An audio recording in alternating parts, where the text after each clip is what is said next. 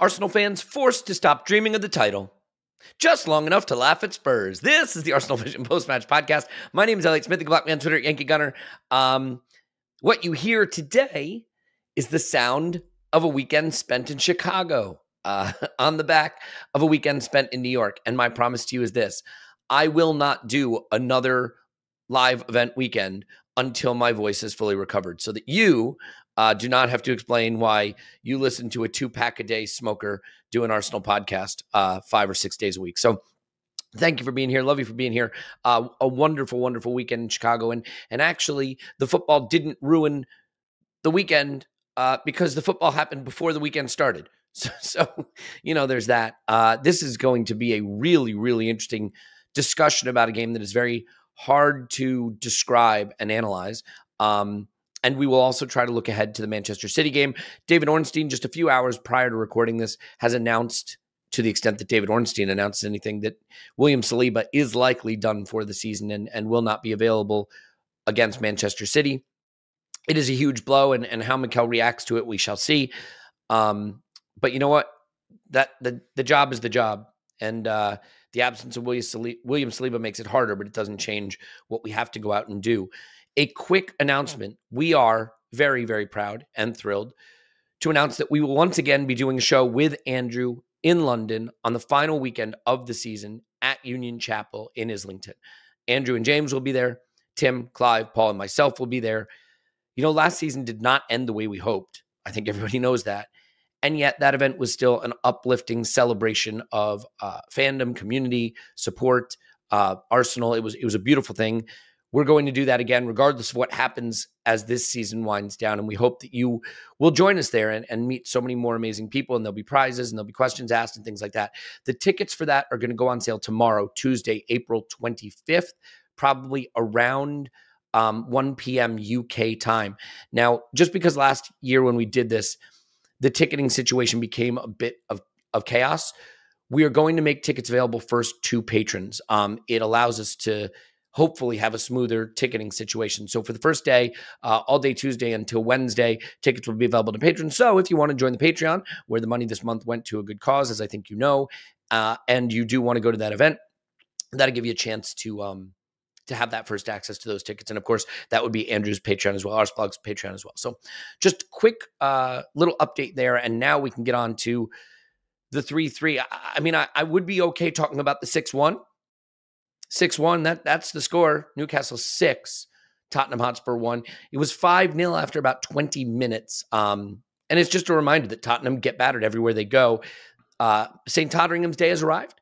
So I think we should at least celebrate that. We are going to finish ahead of Tottenham Hotspur for the first time in many years. It's weird to even say that, but we will be a Champions League team and we will be above Tottenham Hotspur, and those are things we should celebrate. But there's just too much important work to be doing right now. Too much important discussion to be having right now about Arsenal to focus on, that little club down the lane. So let's introduce the people who will be having that conversation today. Paul's on Twitter at Pause My Pants. Hello, Pause. Woohoo. And Clive's on Twitter at ClivePFC. Hello, Clive. Hello. Tim, obviously on his way back from Germany, where the Arsenal women proved once again the mentality monsters that they are, coming back from a 2-0 deficit to finish the game 2-2 and set up what should be a stunning second leg at the Emirates, which I believe is going to be sold out. So it's going to be rocking. I'm looking forward to that. And we'll definitely have some stuff about that. So where to start? Arsenal 3, Southampton 3. And Clive, let's start with the lineup itself, because ultimately the lineup becomes a big talking point by the end. I don't know that I was too concerned about it ahead of the game. I don't think any of us were expecting this to be difficult, but the decision to start Fabio Vieira is one that a lot of people are talking about.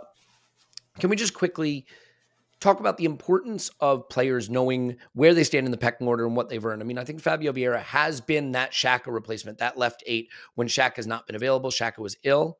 Fabio Vieira comes in. A lot of people felt that it should have been Leandro Trossard. Where do you stand on the Fabio Vieira starting left 8 situation? One of my phrases, I've got many phrases, is that many games are lost. You have a phrase. Games are lost before kickoff, right?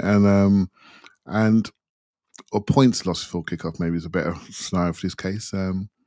And when that team selection came through, I raised my eyebrows a little bit. But if you gave me 3 players to play next to Partey, right? So really, that's what we're asking for. But we all push up in our minds and think about the 5 lanes in attacking position. So in a game against the bottom team in the league, we are thinking we're going to control the ball, have 80% possession, and we want a creative player to help break down a low block. So we can sort of say, you know what, we'll be fine. But in my head, I was thinking, that guy Trossard has done really well recently, and he really deserves to play a game of football. There's opportunity to get him on the pitch in this position, which I think he can do very, very easily. So he'd have been my first choice. My second choice for that position would have been Jorginho, actually. Interesting. Because, and the reason why, as you guys would have known what I said on last week's podcast, I think the team, I would like to see a tweak in the team. I would like to see us play a much more of a double pivot system. And the reason why I want to see us do that, Kieran Tierney highlighted it, the build-up issues, and Rob Holding's build-up issues highlighted it. I'm sure you'll get to what happened in this game later on. And once you asking Thomas Partey to move positions to help our build-up, you are then asking a 22-year-old to then stand in the centre of the pitch, know where to stand and control our team if everything was to break down. And I think that was a risk. That was a high risk, So I would have picked, Trossard first pick, Jorginho just behind. And I mean, because don't forget, we spent money on him in January just for this moment. Just for this moment, when our asses are twitching and we could bring on someone who's won the European Championships and who's won the Champions League, played in a final, understand big moments. And this was the day to I'm a pragmatist, Elliot. If Tomiyasu was fit, trust me, I'll be saying he should be playing left back right now. That's so, let me tell you this right ahead of time. I'll be saying, let's have 4 big boys at the back and go from there. So I'm a pragmatist by heart. You set your platform, you go from there. And so I felt it was a high risk, mate, if you ask me, which I would have taken. However, the Ramsdale era completely changed the plan. And that's the issue. We do not know what the plan was because after 30 seconds, everything changed. Yep. No, that's completely right. I think the performance you might see from Fabio Vieira in a game where we don't concede inside of 60 seconds and where we get our foot on the ball and get the territory and he can do his little technical stuff in the places he likes to operate as opposed to the panicked environment that he was almost instantly thrown into. I think it's a different game. I do think the thing with playing Trossard, and we see this with Pep sometimes. And actually, we've seen it with Klopp. I mean, hell, look at what he went to chase the game against us at Anfield. Sometimes, if you don't have the team you want to pick, just put a team that's too talented for the opposition on the pitch. Just blow them away. And I sort of think that while it's a little bit FIFA, little bit Football Manager, I get it. But like Saka, Jesus, Martinelli, Odegaard, Trossard, Southampton can't live with that. And we saw late that they couldn't live with that. And I just think maybe if you do that, even though it's not the most technically secure team, the pressure you can create is immense. But Paul, this game, I mean, this is one of those things where I think we all know if that game isn't 1-0 Southampton 1 minute in, it's probably 4-0 Arsenal at full time.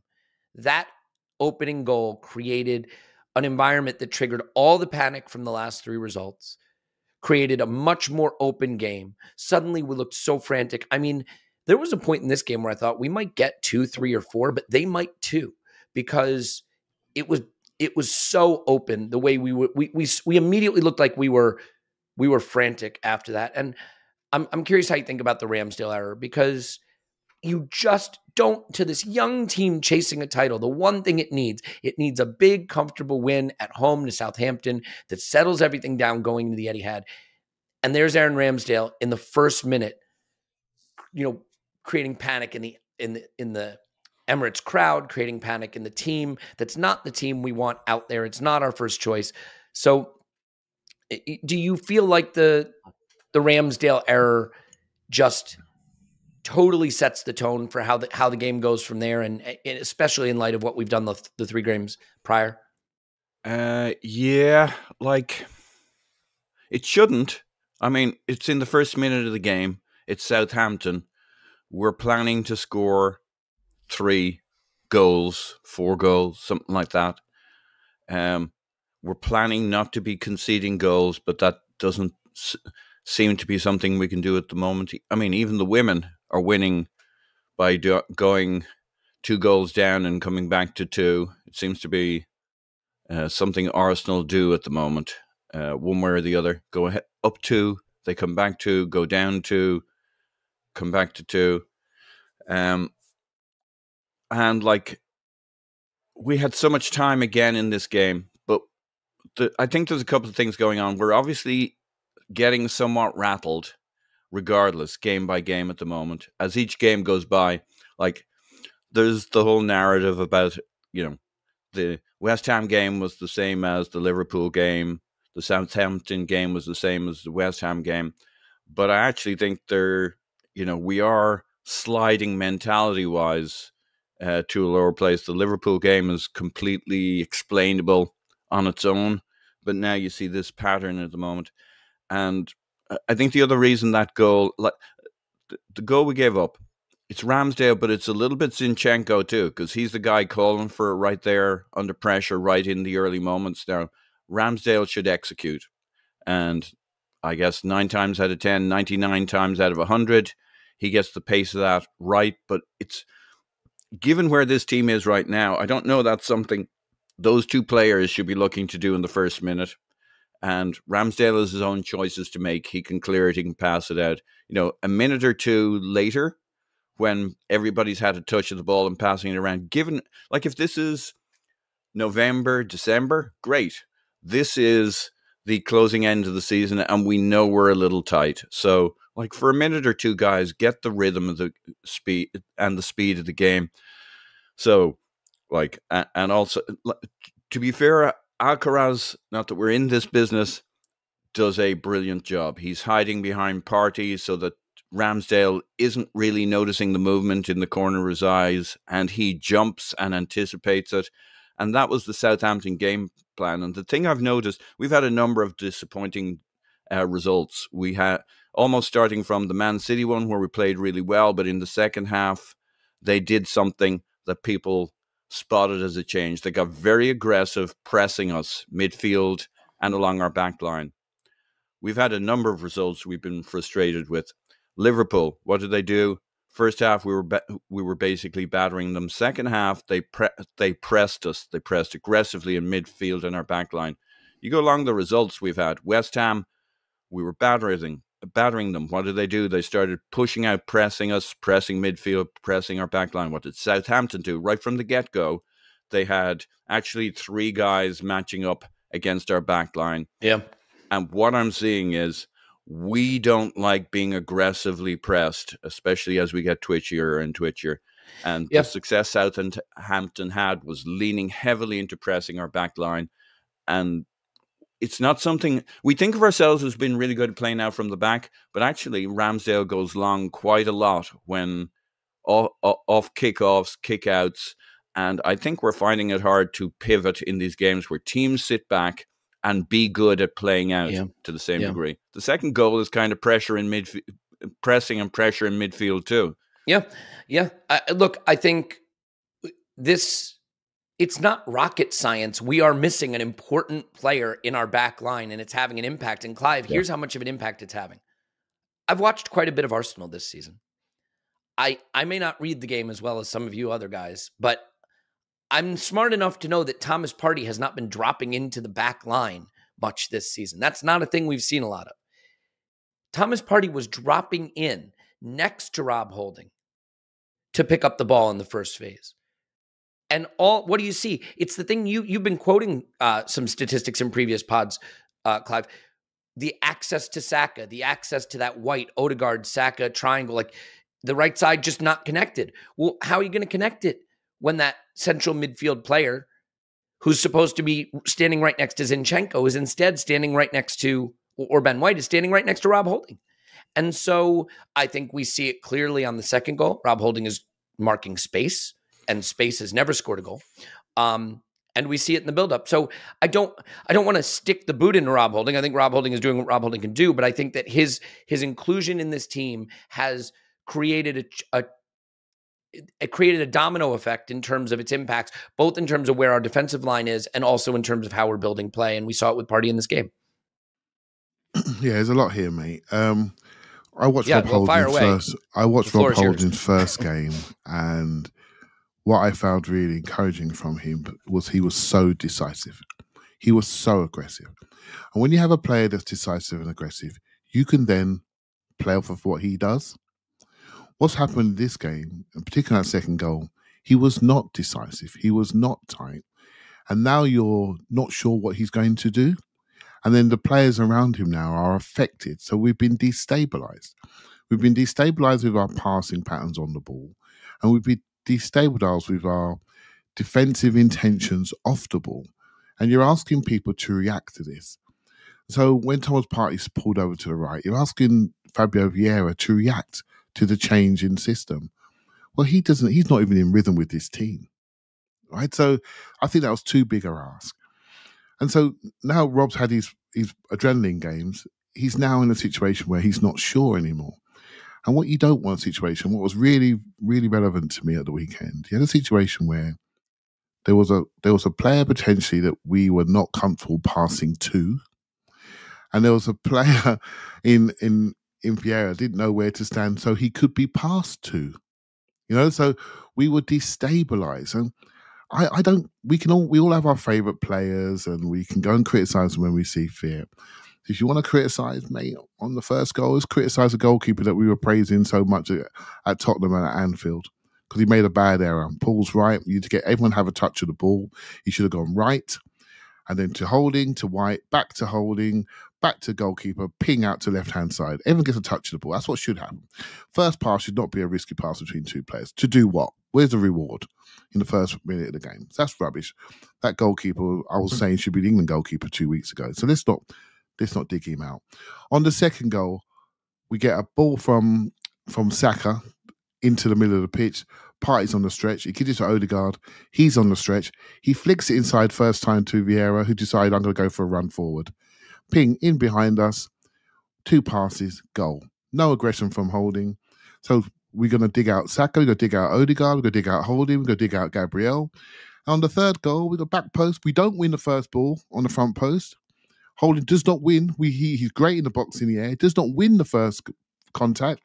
And second contact, our skipper and our golden boy in the back post are asleep and they score. So it's, for me, you have to look at the whole thing and say, what does the team need? It needs to be stabilized. Choose how you're going to do it. I don't really care. If you want to take Holding out and play a different fullback, whatever you do, stabilize the team. And for me, you don't lean further into your model with added risk. You stabilize and you say to everybody, this is where we are at the moment. We're going to ride this rough patch out, which happens during the season. And my one issue with Arsenal, and it's been the same issue for the last 2-3 years since the Europa League, when we have an injury, significant injury to the pattern, our reaction to that injury, I don't think is pragmatic enough. That's my view. And I said it when we should have played Gabriel left back in the Europa League.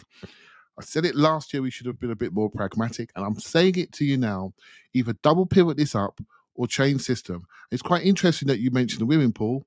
They have had so many critical injuries. And bang, he's added somebody in the middle of that defence in Jen Beattie. Bang, back three. Let's stabilise this shit. Let's stabilise it. I don't care what we used to play. You stabilise it and you go from there. And you wait for your game to come back to you. You don't add added risk. But I have to caveat that by saying that first mistake took the game away. I don't know what we were going to do. I never saw it. Do you see what I mean? All I saw was a panic situation, which is a continuation of the last games. And so I'm frustrated about that. You can choose who you want to play. You can choose how you want to system you want to do. But recognise we need to stabilise this group and make a change accordingly that fits the group. And I don't think we've done that in this case. And we come away with a 3-3 draw with full of regrets, if I'm honest with you. And of all the 3 games, we were in our 10-game unbeaten run, Elliot, may I say. This was the one that bothers me the most because I think it was in our hands to have a different result. Yeah. And I mean, if you look at the modern Titans of the last several seasons, where did they look to build their team to make them the Titans they were? Ederson and Stones or Diaz or Laporte. Look at all the center backs and the keeper that Pep went for. What did Klopp do? Allison, Van Dijk. I think that Ramsdale and Saliba axis has been more crucial to the step up we've taken this season than maybe we think. Now, we had Ramsdale last season too, and look at the step up we took last season. And it was interesting because I was watching the FA Cup semifinal and the difference between the way De Gea plays and even Sanchez, who I don't think is a very good keeper. But just Manchester United can't play because they can't play out, right? Maguire can't play at all, so they can't use him. De Gea can't play at all, and they can't play out. And they've got a lot of talent up front. It pains me to say it, but they just don't push teams into the zones they need to. With William Saliba, we push teams into the positions where those brilliant young attacking players we have can go make their mark and dominate games. And it's like, maybe it's overly simplistic, but I look at the zones we play. I look at where our line is when the ball turns over. If you're not ready to smash the other team, if you're not compressed, if you're not up there in transitions, then other teams can run through you. Other teams can push you back. You get disconnected from your front line. Suddenly, you're not having all the ball in the attacking third. And we've seen that in these games when the other teams either come back or in the period where Southampton got their goals in this game. And then you look at what happens when we do keep teams in the opposition attacking third, like we did against Southampton late, and pile on the pressure, and they can't live with us.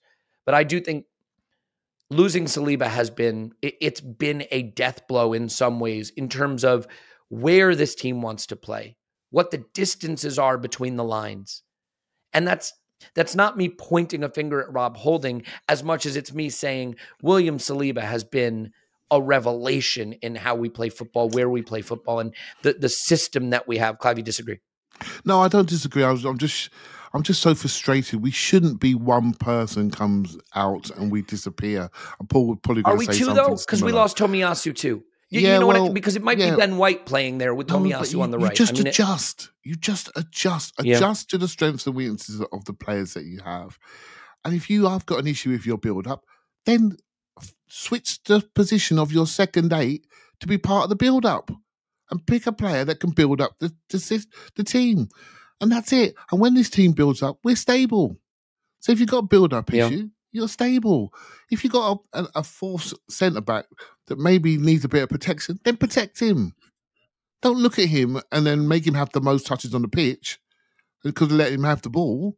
You know, adjust to the scenario that's in front of you. I want to bring Paul into this too, because look, this is my sort of rudimentary reading of the game, and I realize that like I'm still sort of figuring all this out, and you know the positional football and all that's very complex. But like with Saliba out, we're noticing some things we haven't seen. For example, suddenly the space behind Zinchenko seems more accessible, more vulnerable. Why? Because the line isn't as close to the midfield, right? It's a little deeper, and so Zinchenko's a little further away, and so you can hit that pocket of space a little easier, and it's harder for Gabriel to roll over. And in those transitions, instead of winning it back quickly and turning them around, there's a place for that second man to run into. The second goal they scored, to me, is a great example. You can't lose the ball there. That's not a great place to lose the ball. But when it goes, was it Alcaraz who plays the ball to Walcott, I think? When it goes to Alcaraz, I've been watching this team all season. I haven't seen that. I haven't seen 5 yards of space in front of the center backs for a midfielder to run into. Well, what's interesting is go ahead, Paul. The line is a slant. Gabriel's actually kind of pushed up. Holding's another 5-7 yards back and heading back towards goal, even though they haven't got full possession of the ball yet. I joked on the instant reaction that as a true Gooner, he just wanted to be with the Ashburton army and experience that atmosphere. Perhaps so. And it's like this. Alcaraz receives that ball in so much space. Now, I'm no tactical genius, but no man should ever receive the ball in that kind of half space, center space, in so much space. Now, you can tell me other people should be there. I know Rob Holding is heading backwards, and now maybe he's been given a dispensation to drop a little deeper. But if he has, it's because they've said, Rob, you're going to need a little bit more space. There's no pressure on Alcaraz. Walcott has a flashback to his peak Arsenal days and makes a brilliant run. Gets a tidy little pass right into a perfect spot that has Gabriel's head spinning 720 degrees. And again, we're not in the business of complimenting Southampton, but man, they killed that opportunity. We didn't lay a glove on them. We didn't get close. That could have been a training move against Cones. And like so much space, no pressure. And it makes me think of two things. Again, look, Rob Holding's a lovely guy. We're asking him to do a centre-back job of a different type of centre-back. And I think it cost us in a couple of ways in this game. There was that moment, but I talked on the instant reaction. The other thing we've struggled to do throughout the game was we were pushing them back into the attacking third, into the box, and Saka, Martinelli, whoever would take a shot. There'd be four guys between him and the goal. And part of the reason of that is because we couldn't do that thing where you take the ball, you play it around the center circle in an arc. The next time you pull it back to your centre backs, to the goalkeeper, pull them out, and then you bring it up the pitch and progress it.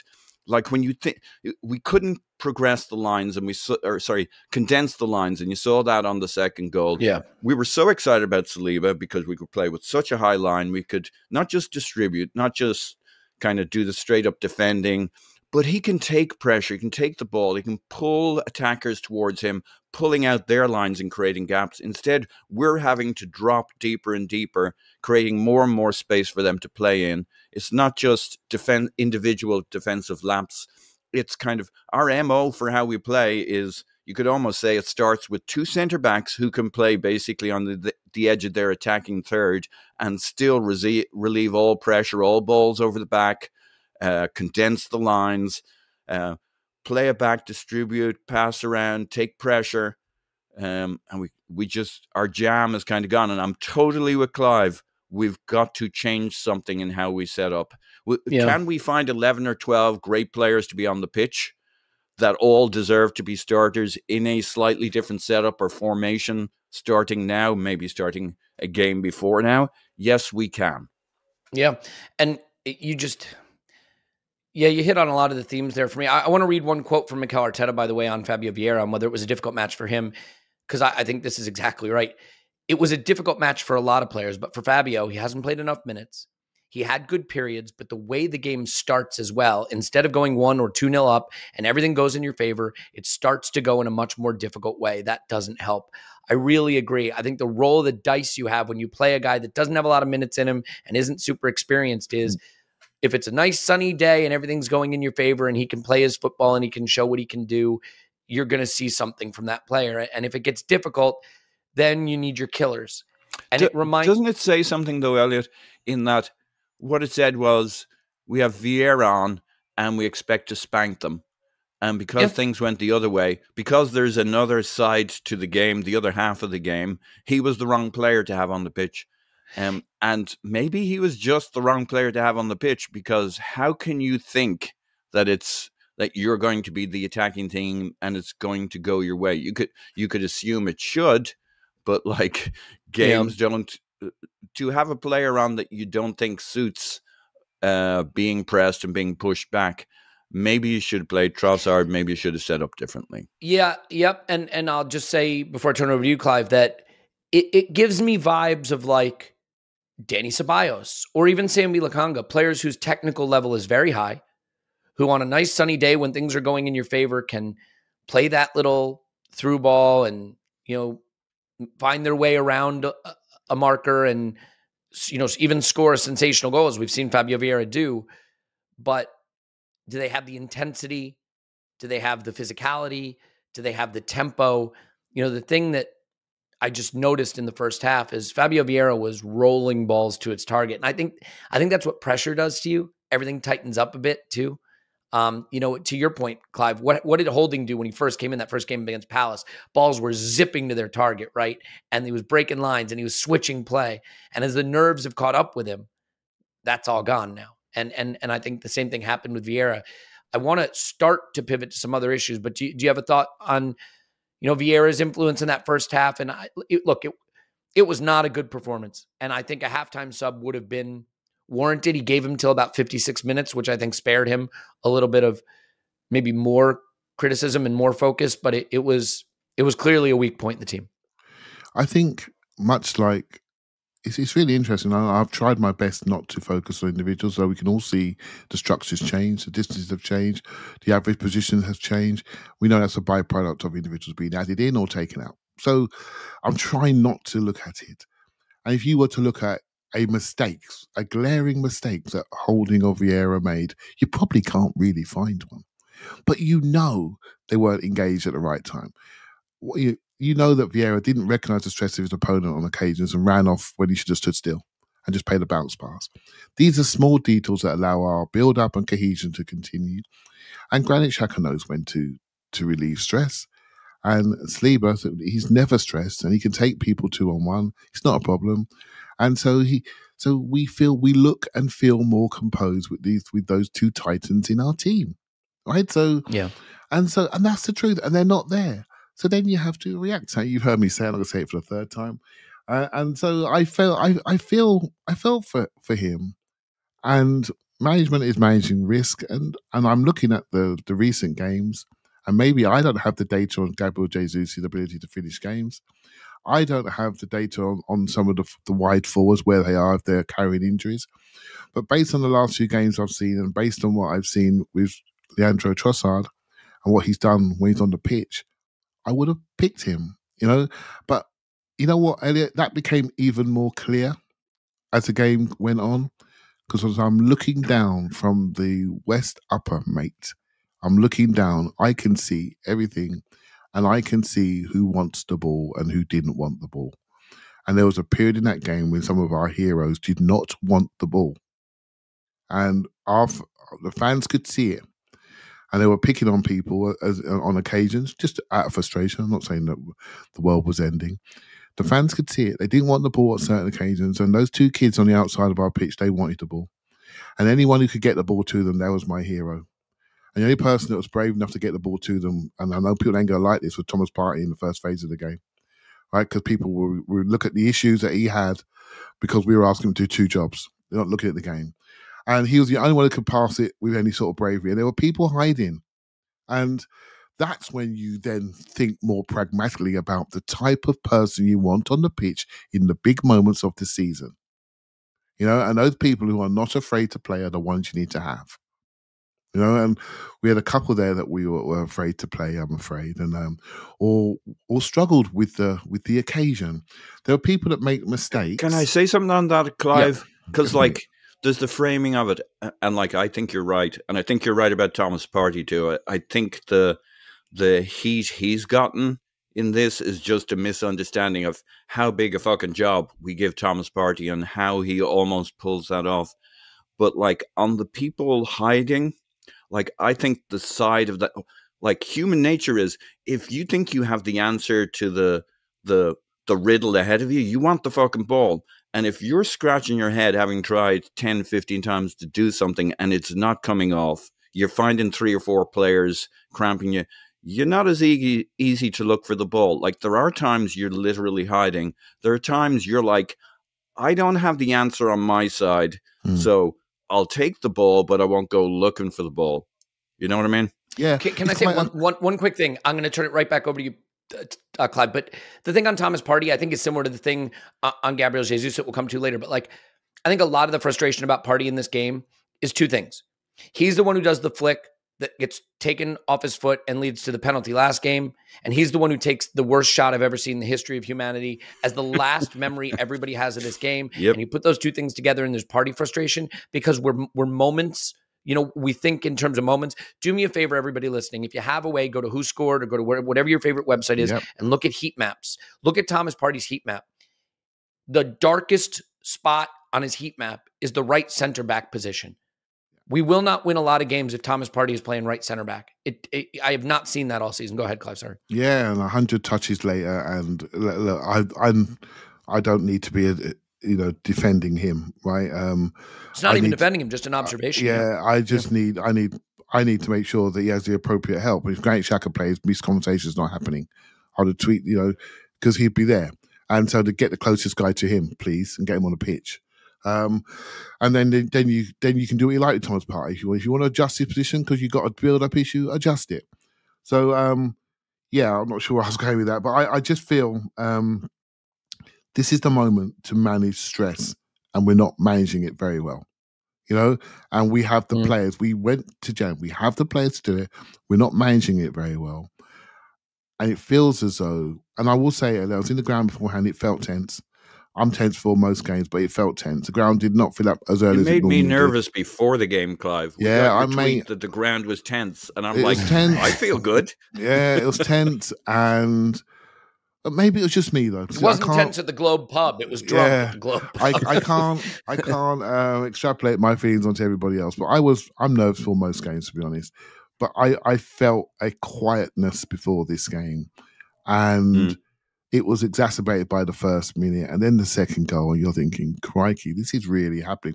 Because we all read the stuff. We all read the bottling stuff. It's in the back of your mind. And when we give 2 goals away, you're thinking, maybe it's true. And then you look down on the pitch and say, well, who can I blame? Who can I go for? And that's what generally happens. Who's made the last mistake, the last action? And this is the moment where you need a bit of calm, right? And we got our second goal. And if the Ben White header had gone in and we'd gone in 2-2 at half-time, we win that game. We have a half-time T-talk, we win that game. It's the patch after half-time until it went 3-1. Elliot, I can't explain. I can't explain what happened in that period where we just passed the ball around and didn't really hurt them. And then when I mentioned the word hiding, we were feeling sorry for ourselves. Honestly, I think they were feeling. No one knew whose job it was to step up in that moment. Paul, he was right to sort of half pull me on that when I mentioned the word hiding, because when I'm talking about that, I'm talking about that period where I felt some of our big players, and I'm going to call them, right, our captain and the centre forward. I couldn't find them, mate. I couldn't find them with a torch until for 15, 20 minutes. And this has happened in the last few games. The big players have gone at the same time. Then they all come back. And we go, oh my God, there we are. And then we're full of regrets. Do you see what I mean? And that's the flow of a game. That's the flow of a game. So this is where you need to be boring and metronomic. Just keep the ball popping around. Get everyone a good feeling of it. Pop, pop, pop. Get it back. Touch around the corner. Let's get everyone bouncing. Get our rhythm going. We're a flow rhythm team. Let's get back to our flow. Let's not over gamble on high positions too early, too long. Let's keep our distances much tighter. It's almost like a swarm of bees going around the pitch as a group. And then you expand when you feel confident to expand and penetrate. That's how we need to play at this moment in time. And if you lose the ball, your swarm of bees will take care of you because your defensive distances are closer. And I just felt we weren't solid enough. We weren't pragmatic enough. We weren't rhythm-based enough. But I say that based on the chaos game that's presented to us by the first minute mistake. Yeah, well said. So, gosh, there's so much in this game. And we could talk about this game.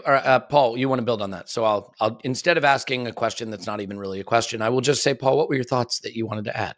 So I don't have an answer to Clive's question, but I wonder if I might possibly have an answer. Like that 15 or 20 minutes you're talking about in the second half, Clive, where we're like passing around, we're getting close, but you still don't feel like we could score, but you don't feel we're going to score.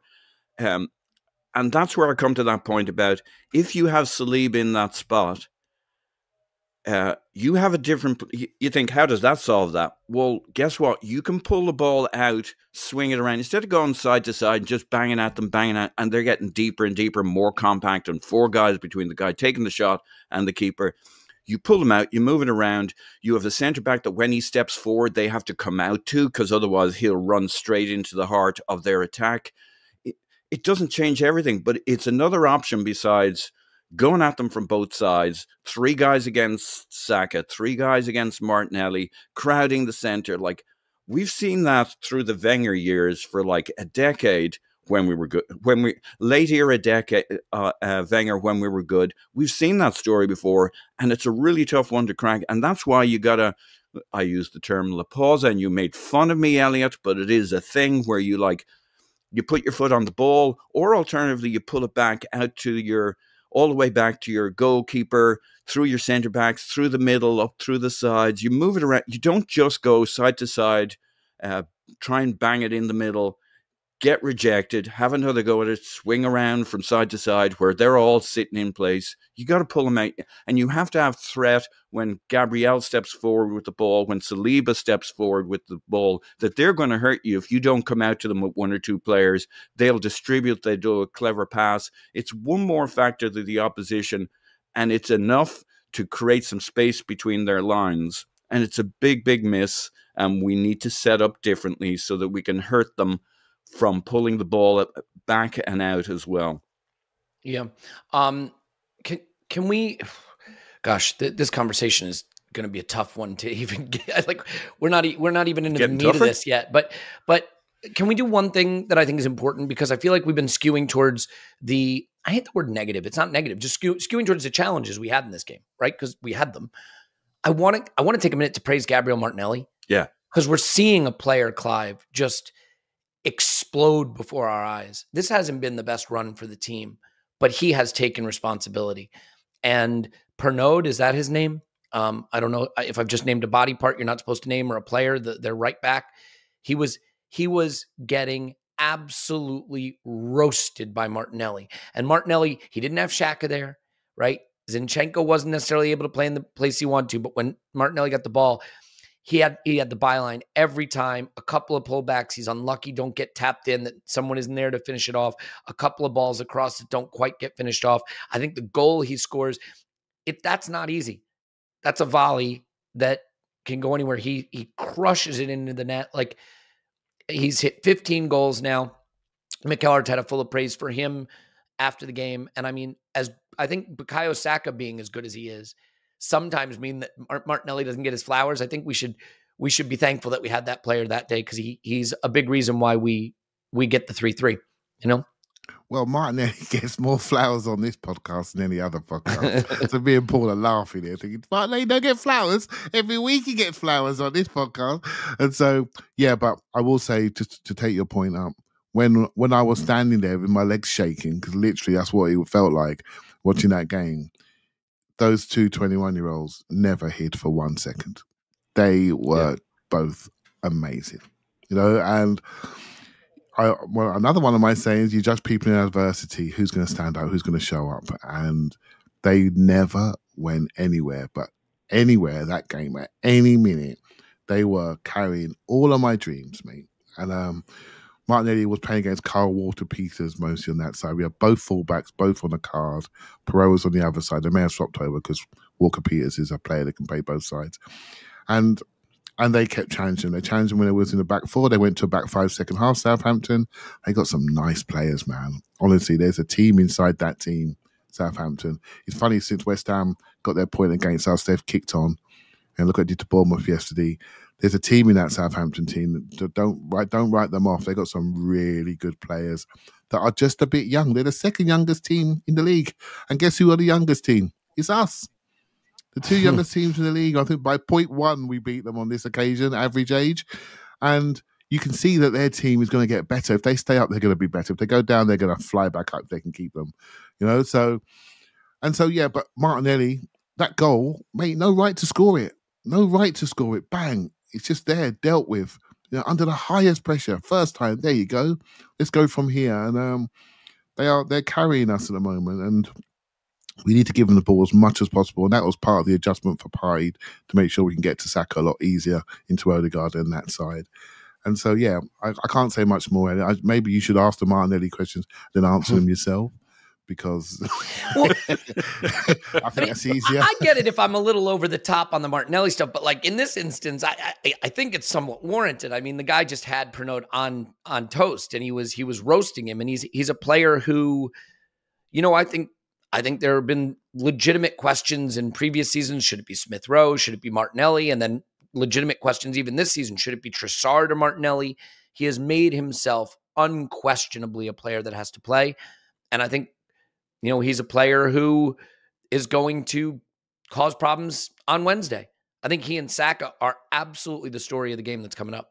If we want to beat Manchester City, Saka and Martinelli are the players that are going to have good games on the edges, especially without Nathan Ake being there for City. But we'll come on to that in a moment. And I think there's some Gabriel Jesus stuff that we should probably talk about as well.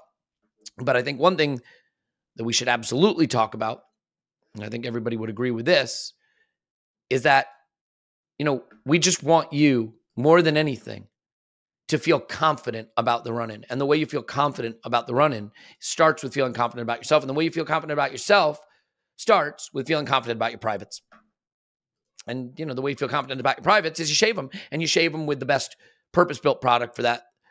And that's Manscaped's Lawnmower 4.0. The Lawnmower 4.0 is the best purpose-built trimmer I have ever used. I cannot recommend it highly enough.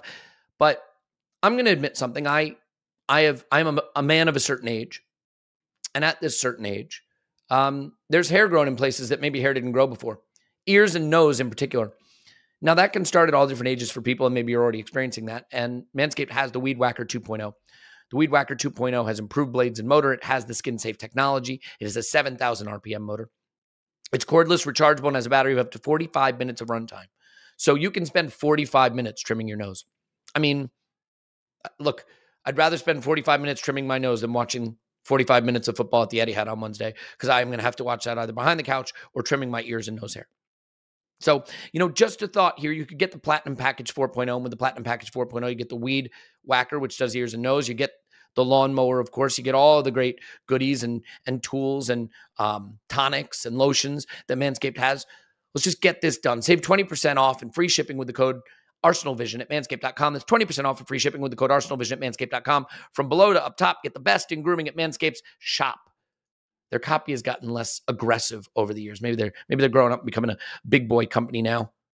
That's okay. We're happy to be part of that journey with them. Look, the future's so bright for Arsenal, you got to wear shades. And if you got to wear shades, you might as well wear Shady Rays. How about that? The best polarized sunglasses. They also make custom snow goggles if you're going to go snow skiing. They have a lost and broken replacement guarantee. This is just bananas to me because, frankly, the only reason I bought any sunglasses in the last 10 years is probably because I lost them or they broke. Well, with Shady Rays, if you lose them or they're broken, they will send you a new pair. That's what they're telling us. No questions asked. There's also a 30-day trial, a 30-day risk-free guarantee. So if you don't love what you buy, they'll send them back. You're going to find every style you want. All you got to do is go to Shady Rays and check it out exclusively for you, listeners to the ArsenalVision podcast. Shady Rays is giving out the best deal of the new year. Go to ShadyRays.com and use code ArsenalVision for half off, 50% off 2+ pairs of polarized sunglasses. That's code ArsenalVision at ShadyRays.com. Try for yourself the shades rated 5 stars by over 200,000 people. That's a lot of people. I don't know if you noticed that. It's a lot of people. Athletic Greens has the best supplement, AG1. So I did this. I looked at some gummies. I was in the pharmacy the other day getting some medicine. Can't imagine what I would have needed medicine for. Couldn't possibly be the Malort that I drank. And I just looked at a couple of gummy vitamins. And on the back, every single one of them I looked, the first ingredient was sugar. That can't be good for you. Switch to AG1. AG1 is 75 high-quality vitamins, minerals, whole food source, superfoods, adaptogens, probiotics. It's for gut health. It's for energy. It's for sleep. It is for, obviously, all the vitamin needs that you have. It was designed by athletes for athletes, so it's great for recovery. Okay? I take AG1 because it helped me with my gut health issues. I think, having something, you put it in water, you drink the water down, you get all of that great nutritional support, and it is keto-friendly, vegan-friendly, paleo-friendly, dairy-free, low on sugar, as we just discussed. Look, do it now. If comprehensive solution is what you need for your supplement routine, then Athletic Greens is giving you a free 1-year supply of vitamin D and 5 free travel packs with your first purchase. Go to athleticgreens.com/vision. That's athleticgreens.com/vision. And I got one more, guys. We're gonna have a little talk about how many of these I'm asked to do because it's getting a little bit ridiculous. But you know what? We had 8 minutes of stoppage time on Friday. You got 8 minutes of ad reads on Monday. Oh my goodness. BetterHelp. This podcast is sponsored by BetterHelp. BetterHelp isn't just online therapy. It's therapy. And therapy is important. And therapy is something you should do. Not because you're in crisis, just because it's important. It's helpful, right? I cannot be any more of an advocate for finding a professional and working with a professional on your mental health. It's that simple. You do it for your body, whether it's the way you eat or the way you work out. You do it for your body when you go to a doctor. Your brain is the most important part of your body. And it's not just the job of our friends and our family to, hear us out when we're struggling. Sometimes just talking through things makes the burden feel lifted. I have used therapy, and I cannot recommend it highly enough, but can you get to the office? Can you find someone in your local area? Do you have time to drive there? Do you have the right expertise in your area? With BetterHelp, you can find the right person, match with the right therapist, do it on your time, camera on, camera off.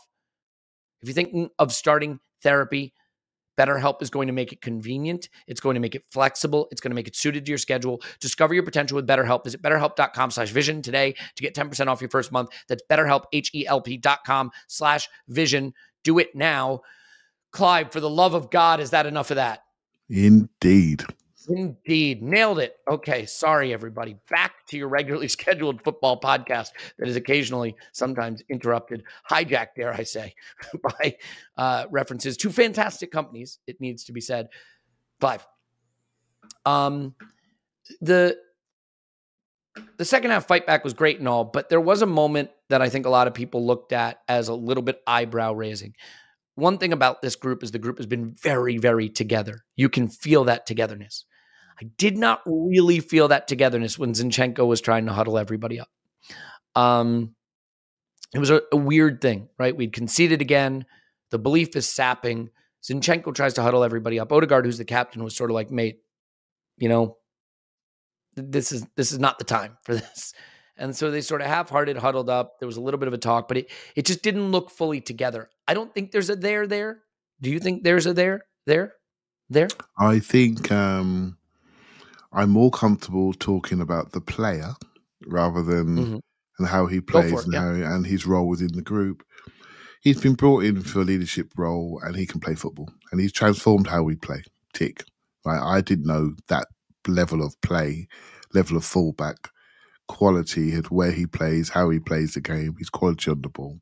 I didn't know that existed. Right? So he's taught me a lot this season about how to control the central areas. But he has a tendency on the football side of things to be a bit Hollywood. That's what I said in the IR. If there's a first time cross to be made, sometimes he picks the hardest point to hit, rather than the simpler pass on occasion.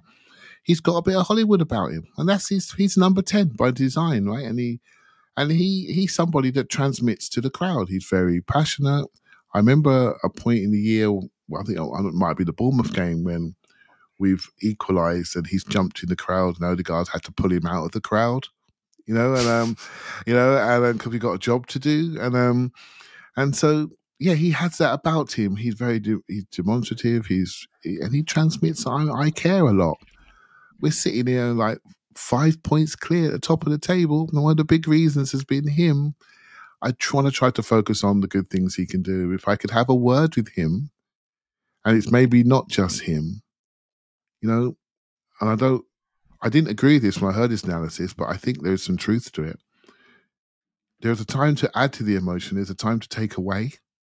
And I think we need more people that want to take emotion away from the situation rather than add to it. And if that's the pragmatic side of me coming out again, I apologize. But the way I see the rhythm of a football season and the rhythm of football matches, the players that keep their heads under the pressure are the ones that deliver, not the ones that are screaming and dancing and shouting and waving their arms in the air. The ones that deliver are the ones that are calm under pressure and just do the same things that you always did. It's the most boring thing in football. I always say it to the players when I'm coaching players, just keep doing what you did that got you here. Don't do anything more. If you can do that for the next games when it's really under pressure, that's going to be more than enough.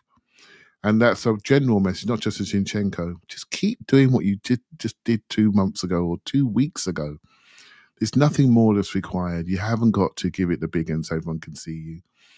And so I didn't watch it on TV. I watched it live, and I've not watched that bit yet. I think some of the TV commentary may have pointed towards a feeling and a scenario there. But what I saw was, from looking down, was we always have huddles. Here's another one.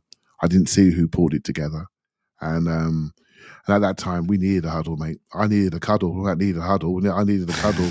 Yeah. It was tough, right? And so anything we were doing to get us back going again was required. And if that's what was it, that was it. Yeah. And I think sometimes as fans, we don't see the little things mattering as much as they do. But I think equally, we sometimes think things are bigger than they are. I think the group is still together. I don't think that huddle is a big, I just don't think there's anything to it. And you can't ask players to be anything other than they are. And Zinchenko is always going to be like emotional. That's just who he is. Yeah, go ahead, Clive. That's one last thing. I just wanted to say this. I did watch the bench cam. I don't know if you watched it. You guys have been I haven't watched that dancing yet, no. around, drinking, enjoying yourselves. So, karaoke. But there was a moment in the bench cam which I thought was really quite much more telling than the Zinchenko piece. That Arteta then Ramsdale just made the mistake, and Ramsdale looked crushed. By the way, he looked crushed, and Arteta just cuddles him, mate. And I thought that's us. That's who we are. When people have a bad moment, we put our arms around them. We don't dig them out. That's why I'm trying not to dig out people. You don't dig them out. You put your arms around them because they're young men trying to give us what we all want. If anything, they want it too much. They want it so much. Where City expect to have it. We are desperate for it. And that desperation is leading to a little bit of tension amongst everybody. We all want the moment. We all want it too much. And this is the time to really put our arms around the collective group. When I saw Arteta do that to Ramsdale at his lowest moment of the season, I'm thinking, if he can do that, I can damn well do my bit, and support the club in which way and the team in which way I can. And hold on, even though I'm scared to death and I fear what everyone else is fearing, I'm going to put it to one side because no one needs to hear about my worries. And we all have them. It's about making sure we put our arms around these people. Amen, brother. Yeah. And by the way, I think Mikel said something similar at full time. He said, how can I not love these players? Right? Something along those lines. And I feel the same way, to be honest. I think he was also asked on whether it's down to individual or collective mistakes. He said, today it's clear. And I think what that means is there were individual errors. And, those are tough days to stomach. We just put ourselves in such a difficult position to try to go ahead and win this game. And we nearly did it. We really, really nearly did it. Paul Trossard comes on, I think, at 56 minutes. We go through a period where we're trying to get our foot on the ball and we sort of spring to life. And I'm always careful not to bring too much of the online zeitgeist into the podcast, right? To just engage in some clear-eyed analysis based on how I saw the game, or not clear-eyed based on how I saw the game. I think there's been some frustration at Gabriel Jesus, and I understand it. He's missed some big chances. There's a few things that confuse me about that. Firstly, in a game where you score 3 at home to the 20th place team in the league at that time, any suggestion that the problem is your striker just feels like, you're searching for a scapegoat. And we do that. We all look for scapegoats, right? And I've been guilty of scapegoating players, so let's not pretend that we don't all participate in that. Yes, he missed some big chances. We still scored 3. It should still be enough. And it isn't because defensively we have not been solid enough. I will also say that, you look one game ago and Bukayo Saka, our star boy, missed a penalty. Missed a penalty that easily sees us go on to win at West Ham, right? And oh, by the way, falls asleep at the back post for their third. Players make mistakes. Players fail to convert in big moments. We know that Gabriel Jesus is never going to be clinical. He did have like 1.4 expected goals in this game. So you'd like to see him score one of those. I think the header is probably the bigger miss. I think the volley he puts over the bar, honestly, I think that's a really, really difficult chance. But yeah, you'd like to see him convert one. But we got 3 goals. And if I don't know who on Southampton doesn't get one stud of his boot on Reece Nelson's shot late, Clive is experiencing his second Reece Nelson 98th minute winner of the season at the Emirates. It was that close. It was really, really that close. It was Ward-Prowse who got his toe on that. An incredible block. By the way, also an incredible goal line clearance for the Ben White header. No idea how that player on Southampton, who I don't care what his name is, got back into the goal there to clear that. But so the thing with the Jesus that I want to talk about, Paul, is not the zeitgeist part of, is it Jesus' fault? I think Mikel Arteta learned an important lesson in this game. And I think it's a lesson that he probably wishes he had learned against Liverpool and West Ham. Against Liverpool, he takes off Jesus and he takes off Odegaard. Against West Ham, he takes off Odegaard, takes off Jesus. Against Southampton, he leaves them both on, and neither of them were having a good game. Let's just say it. They were both, I think, on the edges, on the periphery of the game. And how do we get back in the game? Because both of them absolutely come alive. Jesus pinning players in the box, spinning them, causing havoc, leading to second balls, third balls. How did we get back in the game? Odegaard getting his foot on the ball, creating tons of chances and scoring a beautiful goal.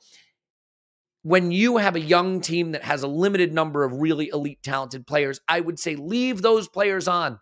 They will figure out how to win you the game. He didn't do it at Anfield. He didn't do it at the Olympic Stadium. He did it in this game, and it almost won in the game. That is the interesting angle for me. What are your thoughts on Odegaard and Jesus staying on in this game as opposed to the other two coming to life and I think being a critical part of the fight back?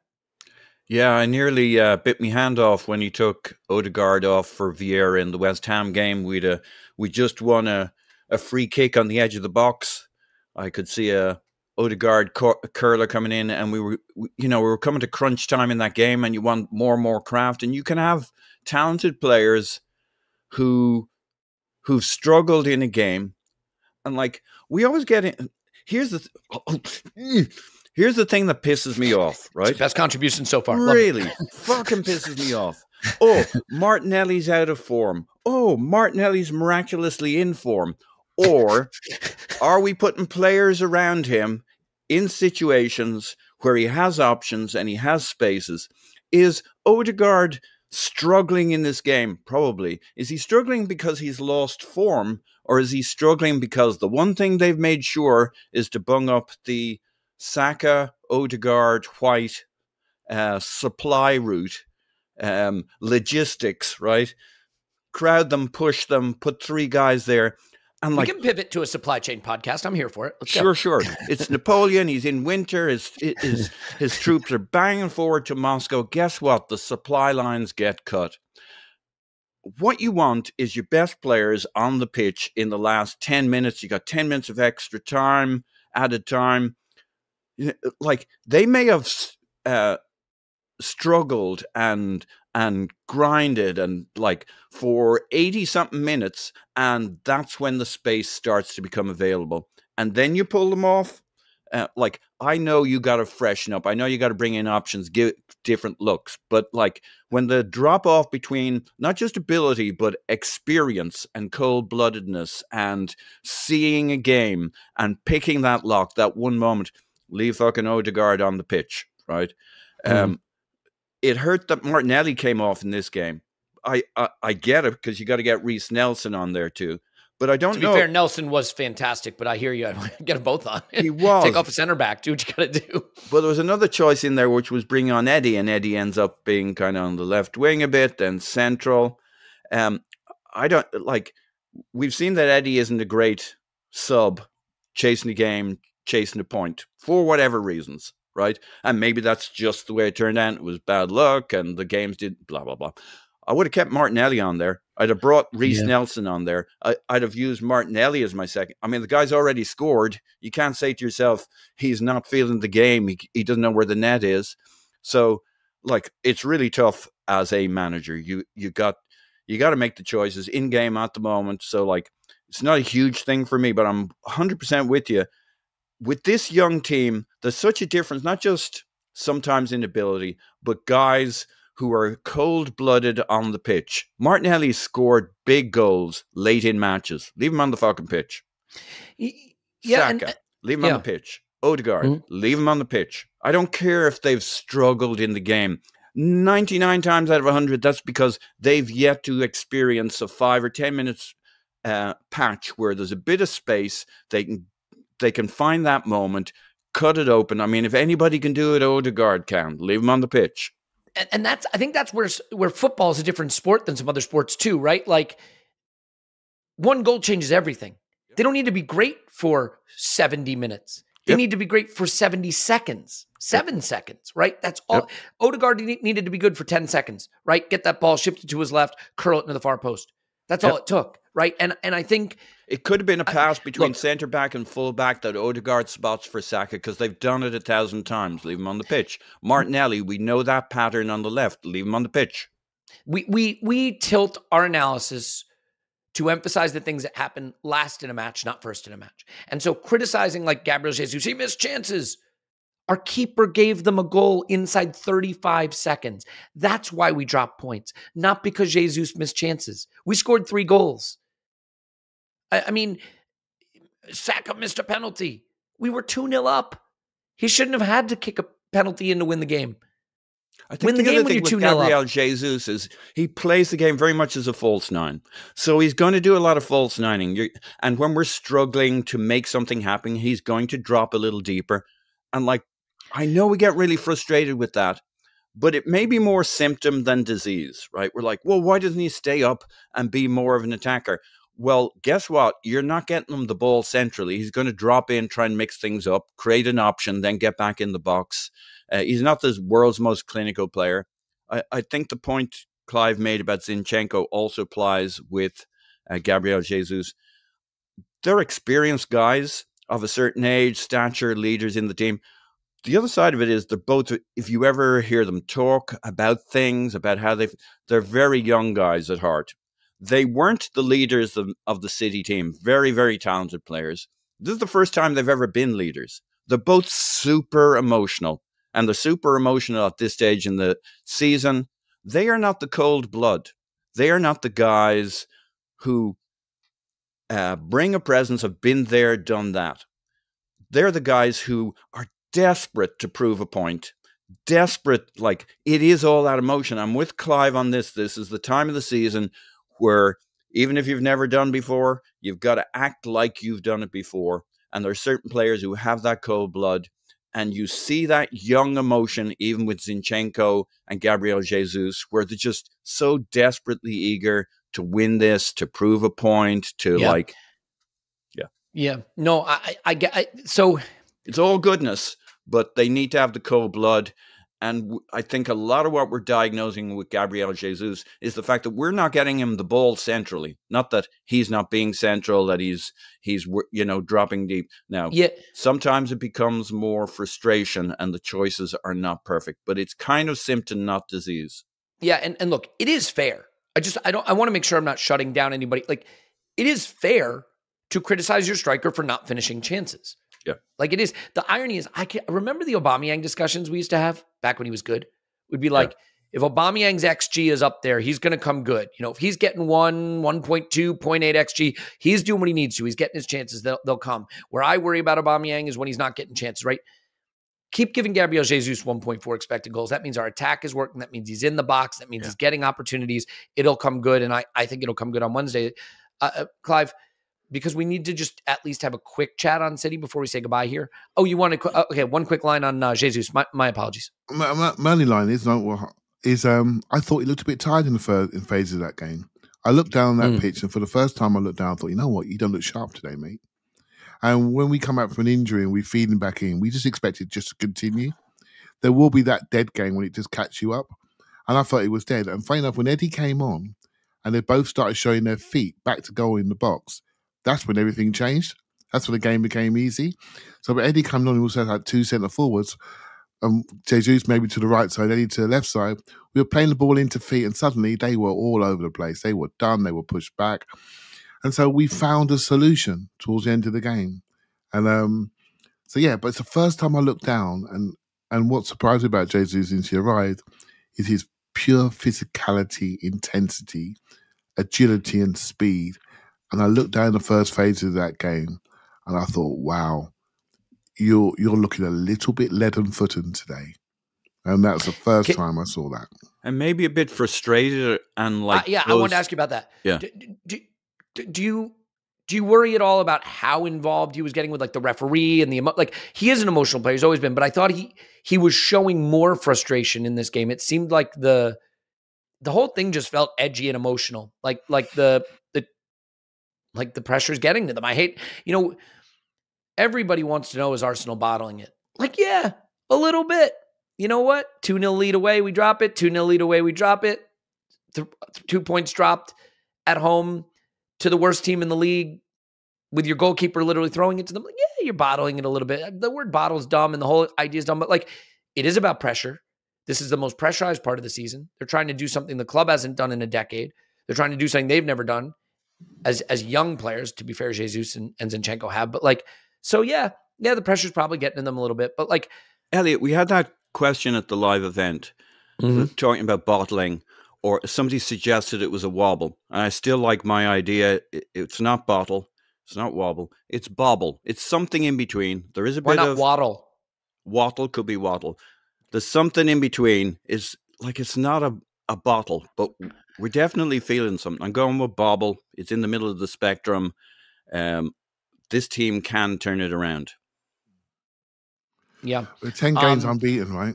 We're 10 games unbeaten, 7 wins, 3 draws. Funny, it's isn't just the nature of how that happens.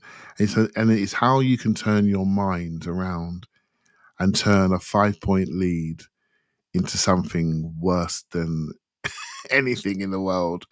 And that's what we're all doing. And I'm doing it. You know, I was depressed on Friday night. It's incredible. We're 5 points ahead. Okay, they got 2 games in hand. But if it wasn't fucking City, with their 110 charges unanswered. 134, but no, let's not argue over it. But who's counting? Well, look, I do think that we should say this. That fight back was important. I think if that game ends as a loss, and the draw's not good enough, and you shouldn't draw that game, I think it's worth pointing out City drew at home to Everton under Frank Lampard, right? Like, weird things can happen in this league, but you can't lose that game. And you can't lose that game in the manner we were headed to lose it, with your head sunk low and no fight back. And they did fight back, and they did get it to 3-3. And because we didn't get it to 4-3, people were looking at, why didn't we score the fourth? I think that's a little bit petty. I know there's a lot of frustration at Thomas Partey's shot at the end. Here's what I'll say about it. It's absolutely one of the dumbest things I've seen a player do. It's also the case that if he swings that out to whoever that is standing out on the right flank, Odegaard or whoever it is, or Ben White, there's every chance the ref blows up there. That's going to be the last kick of the game, right? I mean, it's past 98 minutes at that point. He should swing it to the right, and we should get one more ball into the box. We shouldn't be talking about it. But a shot take. Well, I was going to say a shot taken at 98 at the 98th minute of a 3-3 isn't why you didn't win, right? I mean, we'd love to see one more ball into the box and maybe we get a 99th minute winner, but like it was dumb. But it's not the reason we didn't win. The fight back is important to me though. The fight back, I think, is something, because as dumb as it is to be able to say, hey, we're 10 matches unbeaten. We never say die. We never quit. We defended all hands to the pump at Anfield. You know, we clawed back 3 goals, you know, when it looked like all hope was lost at home. Like you can spin it to the group and you can spin it to the world that you're 10 games unbeaten, but you have to get that fight back. And we did fight back. And it puts us in a position now, Clive, where it is still the case. You know, everybody has just sort of tamely assumed that Manchester City's going to win all the rest of their games. That's done. And I think we've said it before and we'll say it again. If Manchester City win all the rest of their games, they're probably one of the best teams the league has ever seen. They're going to win the treble. And you tip your cap to them and say, it's amazing we ran them close. A couple of things. We need to run them close. What we cannot do is fall away. I think if we get to 89 points, 88 points, and they go to 91, and we don't quite get there and they win the treble, it's going to be looked as a massive, massive success. But if we finish on 82 points and we're 10 points back of them when all is said and done, even though it's still a massive success, let me be clear. I think in the context of what happened last season and what will have happened this season, there will always be that seed of doubt. Is there something in this team that they, you know, when the going gets tough at the end of the season, they have a mentality issue. I don't think the goal now should be, you know, a glorious failure. I don't think the goal now should be second place glorious. The goal now should be the title. We are 5 points clear. Yes, they have 2 games in hand. We are still the top of the table team. And Clive, we get to go to the Etihad and play in the game of the season. We get to be on the stage, right? If you're an actor, if you're a singer, what's your goal? To be the best dinner theater performer that Tampa Bay has ever seen? No. Your goal is to be on Broadway. Your goal is to be in Hollywood. Your goal is to, you know, play Elliot, play is Wembley. this about you? Yeah, it's this about your Your goal is not to be singing Walking in Memphis at Redline VR in Chicago karaoke. Your goal is to be on the stage at Wembley, with no offense to Redline VR, which is a lovely host. Your goal is to be in this game. And this is the game of the season. This may be the game of the season all of Europe outside of those 2 legs Manchester City have coming up. And we're in it. And we're very much in it. So what's it going to take? What's it going to take? And what does Mikel Arteta have to do? Because we cannot lose this game and still have a title challenge. I think that is clear. But I don't think it is a foregone conclusion that we can't take something. We have taken, it says here, 3 points off Manchester City in the Premier League since 1904. So that's not great. What do we have to do? Yeah, well, hopefully Granit Xhaka's fit and available to come back into the team. I think that solves a lot of the issues that I have around our stability. And I firmly believe this week we just have to come back with something. And if we do that, this is all on. And I will say it again, Real Madrid is no joke. And they will strip Man City of their composure and serenity that they currently seem to have. You know, they will stretch them out. They will uncover things in their emotional psyche that maybe the teams in the Premier League are not doing at the moment. But we'll soon find out. If they brush Real Madrid aside, then delete this from the podcast, please, Elliot. But I don't think they will, based on what I'm seeing. I think it's going to be a really hard 2 games, and it's going to take something from them. So we just need to be in the room. And to me, that means we've got to come back from City with a draw. If we get a win, absolutely brilliant. But if we get a draw, that turns us round the corner. Because suddenly, and one more draw will be buzzing. You know, the other 3 draws we just had, we don't worry about them. One more draw. Give me one more draw. 7 wins, 4 draws, and then we go back into the winning style of things. Then we're downhill now. We're downhill on the way home. This is the moment. Are we in a physical and emotional shape for this game? I walked out of that ground thinking we need some recovery time, this team. This team needs to pop into Henlow Grange and get their shoulders rubbed, mate. And get into a spa. They need to. Me too. They need to get away from it all and change their environment and just reset.